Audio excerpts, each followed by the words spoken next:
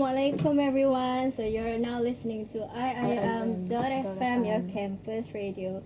So as usual, it's Tuesday and it's 5, which means you're on the slot of Teo Talk with DJ MAI and DJ AMNA. Yeah.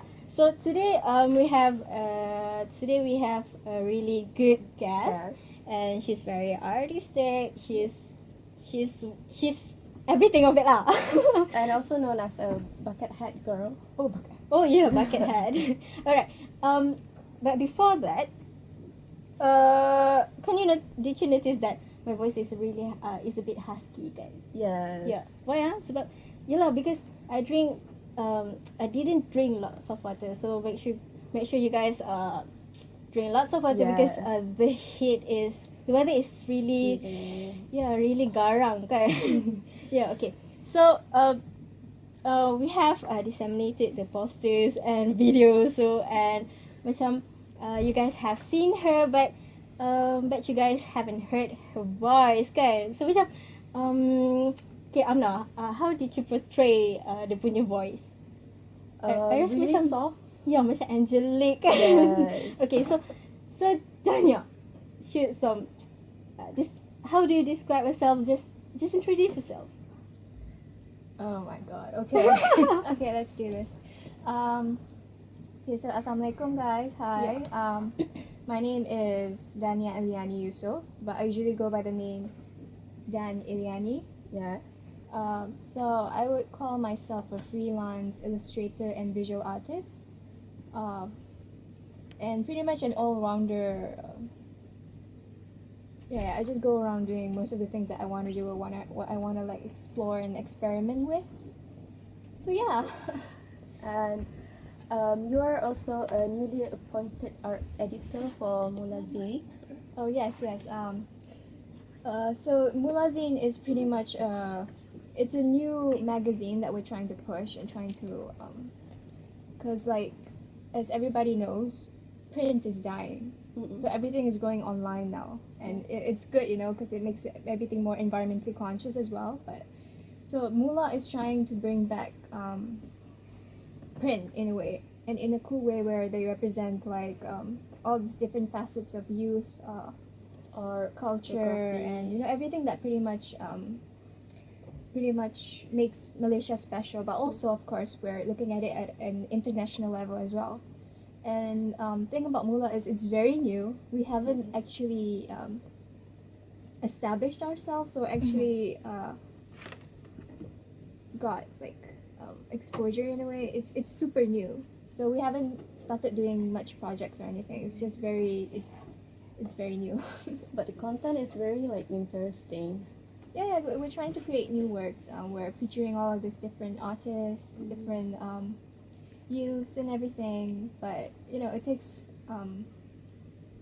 a whole team, and because Mula is pretty much self-funded, it takes a bit of like it's a bit hard to get people to work with you when you don't actually have the funds.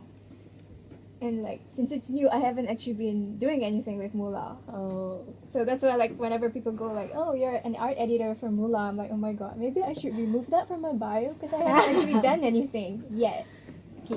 So apart from that, like what did you do? Because some people might not know, kan. So macam your own work instead of being an art editor at Mula. Okay, so for my own work, I think like I'm known as somebody who's very unconventional, and I really like to experiment with different fields and mediums. So I do a lot of I jump around fields. Like sometimes I'm more involved in the fashion side of things. Sometimes I'm styling. Sometimes I'm doing a lot of like film work or video work. Sometimes I'm working with on-set crews and everything. And then there's also my art side where I'm more of like I do murals. Sometimes I take up on talks. Like a lot of things like this as well. Sometimes I design clothes. So it's pretty much like I'm just exploring and trying to take up different skills, because as creatives in this economy we have to have more than one skill set to survive. to actually stand out. Yeah, because you know it is actually quite a competitive business as well. Yeah. Especially like you have to fend off yourself Mm-hmm. as a freelancer. Nobody actually looks out for you except for Mhm. yourself. So it's a tough job actually. But for now you're really doing good. Well, yeah, actually, I feel like Alhamdulillah for me that I've been doing quite well. I think mostly because I've established a really good environment for myself. So I know the right people. I know who to contact, who to look for guidance. So it really does help me to build myself. And you know, people do refer me to I don't know, certain jobs or you know tasks. So it helps to link with people. Yeah, you guys are in mass comm, so you probably Yeah. know that's like your whole Yeah. the whole thing that you have to learn about. So okay. I read somewhere. I read from the Alexis Bolt punya macam description of you. Oh my god. Okay. And I also like saw a few of your stories that people describe you as unique, as crazy. So, what do you feel about that? Like, do you really feel that you're unique and things like that? You know, so macam how do you describe yourself? Macam coming from you yourself. That's actually a very good question because when people ask or when people describe me and they call me all of these names or like you know she's so kooky, she's so quirky, I love her, she's so colorful, and all of those like oh she's the bucket hat girl, you know all of that. For me it's very funny because I don't define myself, like that's why I'm always all over the place. Yeah. I'm super reckless. So I don't mind being defined as one thing because you know in the industry anywhere you having a tagline or you know something associated with you actually helps you to get somewhere Yeah. because that's what sells, you know, people know you as that. Yeah. So I don't mind it, but you know sometimes it can be a bit it kind of makes you feel like you have to limit yourself to a certain extent because that's the expectation that they have on you. Yeah. So I don't mind it, but it'll be nice if people didn't put me in a box, if you get what I mean. But okay, from my own perspective, how I define myself is fluid. Somebody who's always changing my like in terms of mindset or being or how I do things. Like I don't just stick to one thing. I always try to try new things. Yeah. Try to find it in a different light. So yeah, fluid is definitely me. Fluid. Or in a more sukabrangan term, I would say That's otherworldly. actually, yeah, that's actually interesting, fluid. Because I have never thought of that. So cute. Alright, so since our topic is on art, self-love, and also getting out of your comfort zone, so art itself, what is art to you? Because macam how it helps with your daily life, and macam you coping with stress because I saw your post regarding macam I know. you created a lot of art when during the school day because you cakap that is how you cope with stress apa sebut. So macam what is art to you? Okay, for me, okay. I've been in love with art since I could remember. Like literally, I think like the earliest memory I can think of is me scribbling on something. Yeah. It's just something that I think like I was just born to do. That's how I feel at least. So for me, I would definitely say art is a way to survive. Literally for me, because okay, when you wake up in the morning, what's the first thing you think of doing? Sleep again. Okay. Okay, I can understand that, but yeah, for me, the first thing what I want to do when I wake up is to create. That's like my having that motivation, that passion, that sort of direction. That's what really fuels me. So art is just pretty much, oh my god, should I say it? For me, it's a part of religion for me. If you get what I mean, because it really helps me get deep into myself. It questions certain things for me to understand different perspectives as well. So it is my way of navigating through life. I see. That's how I could say it. That's lovely. That's actually lovely because it helps one with something, right? Because we always have this thing, macam some people have different things that they think of. It is their part of religion, like what you say. Yeah. So we have a lot of questions, but we have to stay tuned first. We play one song. Yes. We're back Again with DJ Amna and DJ MAI on Top at Iiumfm. Okay, so we've known we dah tahu kan macam Dani is like this, and then okay.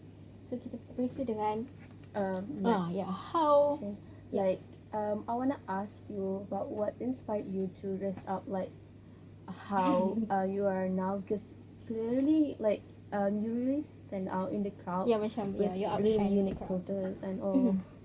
But this is actually a really funny story. Okay, Tell us.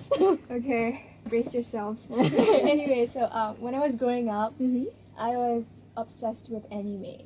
I think like for most people, you know, that's I think like how you usually yeah. start as an artist as well. That's how you learn and everything. So so I got into like I really loved the fact that they were so expressive. Yeah. And you know, like even the bad people in anime, they're not really bad. Yeah. They're actually just like you they're know, just- misunderstood, Yeah. that sort of thing. How they portray Yeah, themselves. so like I would say like I kind of went into cosplay a bit, but not too much, not like full on wig and everything, no. Just like cat ears and everything. So I was really comfortable with that. And I have this natural ability. I don't know if it's an ability or like it's a disadvantage, but I'm really blur with my surroundings. I'm not very aware of my surroundings, so I could wear anything and I wouldn't be conscious or I wouldn't know that people were staring at me. Yeah. That's just like, that's what Dani is actually. Just somebody who's in her own world. And I think it came to a point where I was really just enjoying being a girl. Because you know when you're a girl, you just pretty much just wear anything you want to wear out of the closet. You don't really think much of like, oh, I need to match this, I need to match that. So I didn't outgrow that. And like, it became a thing. And really it just didn't matter what people thought as long as I was having fun. I think that's an advantage because some people like Really worry about what people think. They're thinking of macam buruknya dia like that kan. Macam some people just have that mindset macam they don't really like what you wear, so macam and they macam I shouldn't do that sebab macam people will see me different. But I think being Dani is fine. That's good, yeah. Because sometimes you set out to do like, okay, for instance, how I started out wearing my bucket hat was because so I like to go skating. I go skating almost like every weekend back then lah. And so whenever I skated, I'll have friends who would look down on me from up top and they'll be screaming my name. And I didn't like that feeling. 'Cause like, come on, it's so obvious that you're screaming at me and everyone's watching. So I didn't like that. So I came up with this idea where, okay, because I also had a condition where if I stay too long under the sun, I get really red. So I thought, you know, okay, maybe it's a good idea for me to wear a hat. So I kind of started wearing the hat, and I wore it so frequently that it started having the opposite effect. So now people could see me from like a mile away, and I'm like, okay, it's okay then. But then somehow my name became synonymous with wearing a hat. Yeah, so it works anyway. But that's cute. And related to that, I want to ask, how important is it to be yourself? Like, sometimes people pretend to be like others, you know. So, what do you think? How important is it to be myself? Okay, one thing that people close to me know about me, this is from what they say, is that I'm apparently very raw. Yeah. Raw, in which means, because like even my work is like that. I guess what they mean is that I'm very transparent about who I am, because I feel like in order for me to be, because when you're creating art, you want to be sincere. So that's something that I put on myself as well. So I have to make sure that what I do is genuinely what I feel at the moment and what I'm going through at the moment. So I don't try to coax that. So for me, being myself is being truthful to what I'm going through. And I don't think like putting appearances just for the sake of pleasing people works, because who am I living my life for, them or Yeah. me? You know. So for me, it's just no point. There's no point in me trying to be somebody or trying to deny that I am this person just to make space for someone who I don't even know. But what if macam people look up to you and they're like, oh my god, she's wearing bucket hats, so I should try one, and then she's wearing this, I should try this. I think What do you that's I do ask myself that question, because like ever since I've been gaining, people have been following me Yeah. in numbers, and I don't like that feeling. I don't like, because you know, like when you have numbers, you have expectations, yeah. keep up with that. and like I have young girls telling me, like, even like, you know, you know who they come to me and they're like, oh my god, I love how you dress now, I like, you're such an inspiration, and then I just pause for a moment. I feel guilty because we like, I'm not really a role model. You should put me in that sort of pedestal, you know. No. So like, it is daunting to have people look up to you, especially when you don't want it. So like, if they are really obsessed with you, how do you feel like? Macam, will you encourage them or I always encourage because of the young girls, I always encourage them to grow into the person that they want to be. Okay, sometimes they tell me things like, I wish I could be like you, and I stop them for a moment and I think, like, rather than be me, why not be the best you that you can be, you know, like rather than be a second-rate version of someone else. But I think like we all have that phases when we're young where we want to try out a certain thing, want to follow a certain trend. That's just normal. That's just how you learn as well. As an artist, you copy first, yeah? and then you get to a level where you can do whatever you want to do as yourself. Okay, so other than okay, we go back to the arts. Okay, so how if one feels really doubtful of what they are doing, like they're creating art, but they have the expectation, it should be like that, but it doesn't. So macam, what's your advice, macam your advices? I go through that a lot as well. I go through that a lot. But yours is so pretty. Thank you. But I think it's just a thing that people go through. You will have to Yeah. go through that a few times. I think that's just normal. So So we're back. They'll talk. I am Dhanilliani with DJ My MAI and DJ Amna. So, Dani. Why am I answering that? What if one find it difficult to maintain what they are doing now? What would you your advice on it? Because sometimes like life gets hard, and then there will be a phase where they feel like giving up. In Islam kan macam. yeah, that's just normal. Yeah. Okay. So this is like for any field or just Any- in general? General. Okay. What I do, honestly, is like, it's okay to take a break. Because, you know, we're not machines. We can't just keep on going at it. It's gonna get, there's gonna be a point where you break and you're just like, you know what, I need some time off. Yeah. If you need some time off, just go for it. Be sincere about what you're feeling. Just make sure to always listen to what your body says, what your mental, what you're feeling at the moment at your head as well. Listen to what you're going through. So yeah, just take a break. Take it easy. Pamper yourself sometime. Take a vacation, because you know that's why I feel like all of my friends, whenever they're really tired, they just go for a vacation. Then they come back like all glowy, and I'm like, I hate you. So it's normal. It's normal, and it's just take a break kan. Just take a break. Just listen to what you're feeling.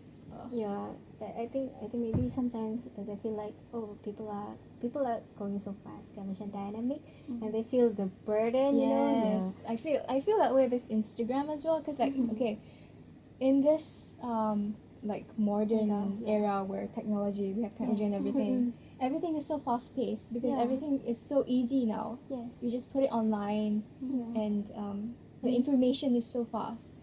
So sometimes I feel like when I scroll my Instagrams, like I see all of this creatives creating content, like I don't know, once a day. Like they're literally just putting in so much work, and I just feel like, I'm not really doing much. I'm not doing enough. I'm not good enough.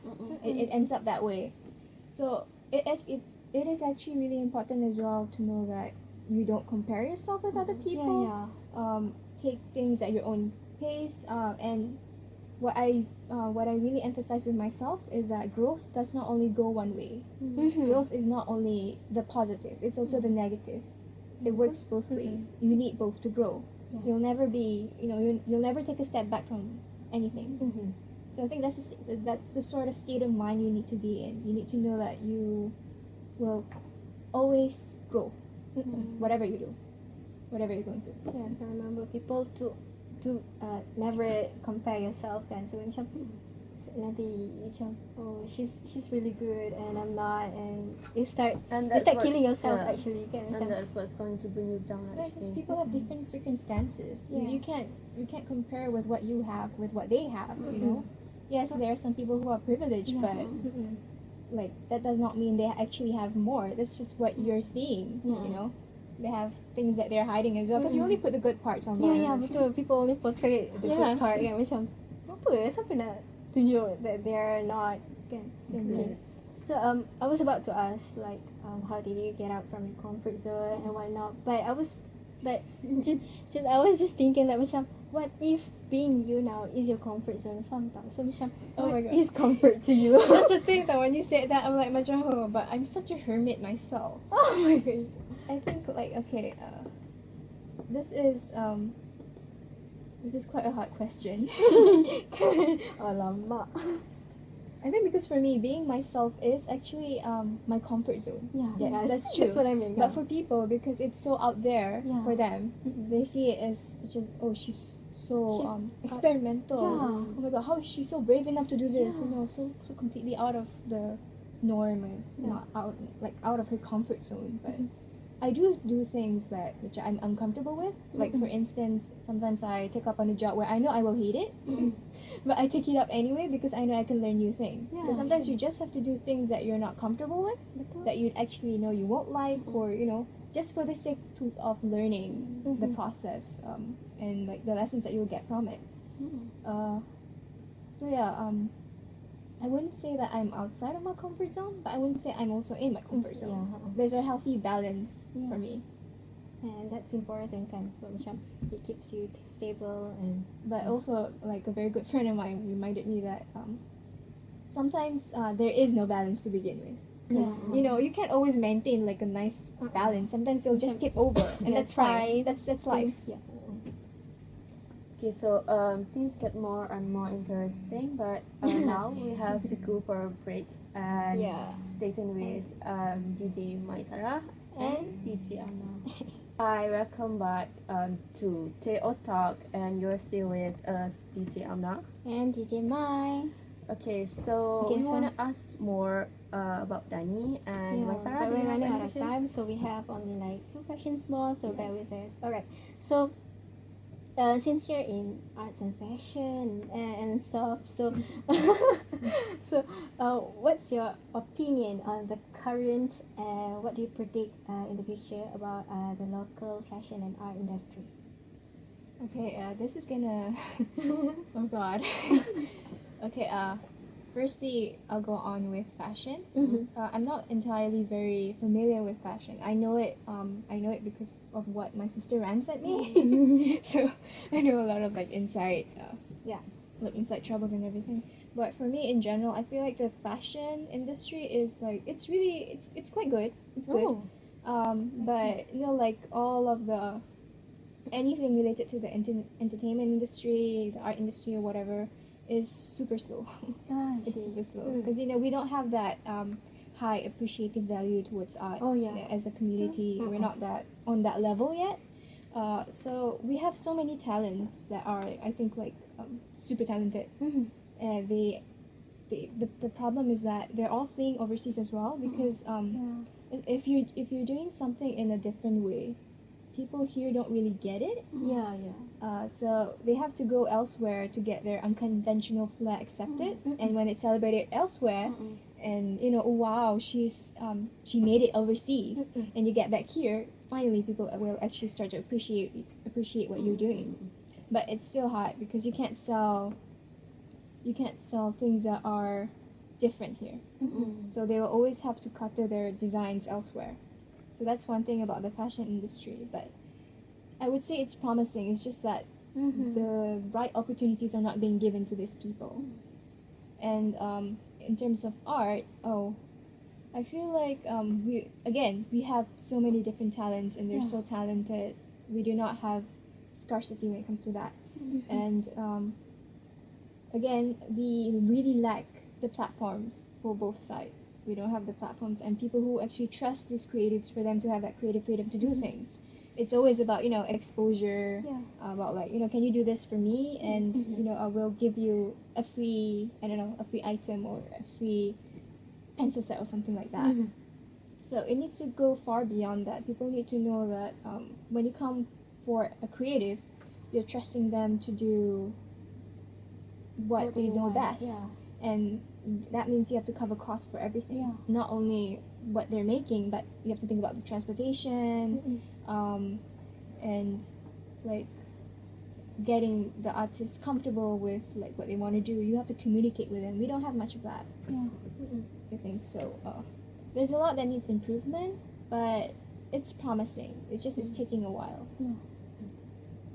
Okay, so I think this will be the last question for Dani. Hey. And I wanna ask you. I mean, like, this is going to be like a closing. Do you have any advice for the people out there, the beginners, who are trying to venture into arts or creative scene? Okay. Let's see. Okay. Firstly, this is like my principle as well. That in whatever I do and whatever I try to do, I make sure that what I'm trying to do it's done sincerely out of what I believe in, and I do it because I genuinely want to learn. That's the first thing that I put out. So it doesn't matter if you screw up or you suddenly do something bad, because at the very least your intentions are good. And if you're starting out, don't worry too much about like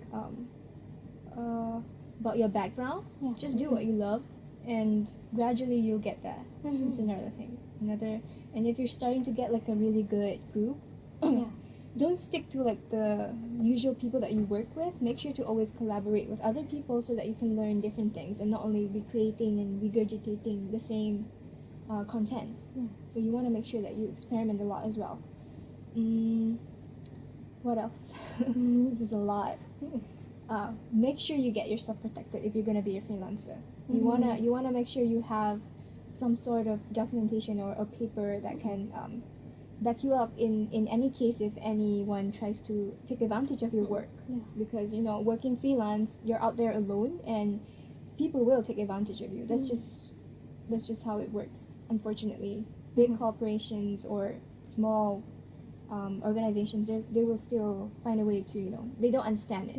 They're thinking of it in a business sense, not so much of it as on a artistic and on a, how do you say it, on a personal level. Because when you create work, it's personal, but for them it's business.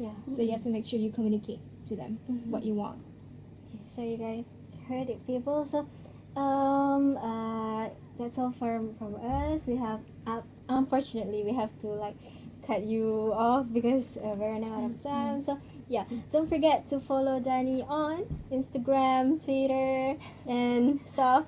So what's your username again? Dhanilliani. Okay, people. Good luck spelling that. Okay. Thank you for listening to us. Talk on Iiumfm, your on campus radio. Yes.